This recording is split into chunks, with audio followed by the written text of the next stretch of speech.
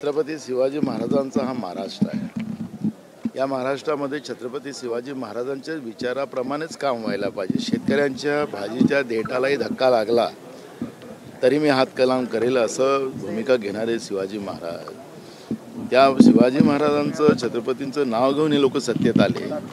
आज राज्यामध्ये रोज शेतकरी आत्महत्या करताय, त्याची लाज वाटत नाही आहे सरकारला। औरंगजेबाने आपल्या भावाला आपल्या वडिलाला जेलमध्ये टाकलं, त्यांना वेदना दिल्यात। वेदना तुम्ही शेतकऱ्यांना देतात, या राज्याच्या तरुण पिढीला तुम्ही वेदना देतात। सर्वसामान्य लोकांना वेठीस पकडलेलं आहे। लाडक्या बहिणीच्या नावाने मतं मागितली, लाडक्या बहिणीशी खोटं बोलतात तुम्ही। मग हे जे कृत्य आहे तुमच्या कृतीमध्ये जे दिसत आहे ते कोणाशी तुलना करायचं हे माझं काम नाही आहे। हे माझं काम नाही। मी कोणाच्या तुलना हिटलर आणि कुठल्या औरंगजेब बरोबर करणार नाही। पण जे चाललेलं आहे महाराष्ट्रात त्या वेदना या सरकारला आहेत का, हा प्रश्न या निमित्तानं निर्माण झालेला आहे। आणि त्याच्यामुळे आपल्या वागण्यावरून आपल्या कृतीमधून सरकारने शिवाजी महाराजांचं प्रतिबिंब आम्हाला आणता येतं का हे सरकारने पाहिलं पाहिजे। आता मी तुम्हाला सांगतो की आझाद मैदानावर इतके सारे मोर्चे आलेले आहेत, त्याच्यामध्ये महिलांची संख्या जास्त आहे। काल काही महिला बेशुद्ध पडल्यात, उन्हाचा तडाखा वाढत चाललेला आहे। काय सरकारला त्याची थोडीशी पण काळजी नाही? म्हणजे सरकार कोणासाठी असतं? मूठभर धनदागड्यासाठी असतं। जी परिस्थिती आज निर्माण झालेली आहे आणि म्हणून इतिहासामध्ये जाण्यापेक्षा मुख्यमंत्र्यांनी परवा नेहरूजीचं उदाहरण दिलं। कोराडकरचं काय करताय, सोलापूरकरचं काय करताय त्याच्याबद्दल बोला ना।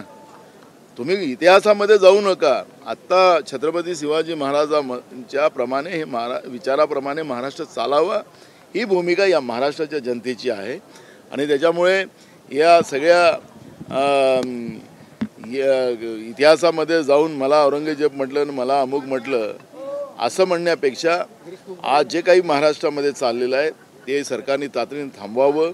आणि जो अत्याचार जो वाढत चाललेला आहे या सरकारच्या माध्यमातून महाराष्ट्र जनतेवर ते सरकारने थांबवला पाहिजे। भ्रष्टाचार मोठ्या प्रमाणात वाढत चाललेला आहे, महागाई वाढत चाललेली, त्याच्याबद्दलची चिंता या सरकारने व्यक्त केली पाहिजे। ही भूमिका आमची आहे। नाना दादा राज्याचा आर्थिक पटलावर ठेवणार आहेत, राज्याची आर्थिक स्थिती आज जाहीर केली जाईल, काय अपेक्षा कराल? आता बघू ना की राज्य किती डबघाईस टाकलेलं आहे या सरकारने, मागच्या सरकारने। हे आता सिद्ध होणार आहे। दूध का दूध पाणी का पाणी आज दिसणार आहे। तर त्यांना पटलावर ठेवू द्या आर्थिक पाणी अहवाल आणि मग त्याच्यावरची प्रतिक्रिया देऊ। नाना, लाडक्या बहिणींच्या खात्यात आता 2 महिन्यांचे आज पैसे जे आहेत, जो हप्ता आहे तो आज पडणार आहे। 2100 रुपयाचं काय सरसकट सगळ्या भगिनींना लाडकी बहिणी योजनेमध्ये लाभ देण्याच्या बाबतचे अर्ज यांनी स्वीकारलेले होते। आता त्यांना नाबाद करताना रद्द करतात आहेत। त्याचं काय?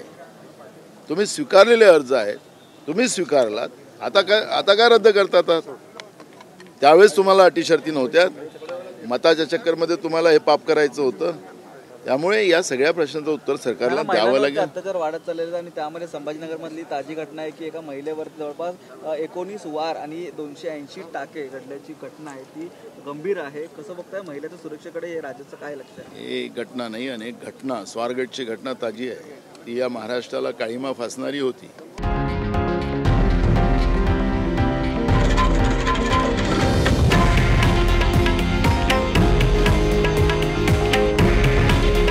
हे आहे देशातील नंबर 1 न्यूज नेटवर्क आणि आपण पाहत आहात TV9 मराठी।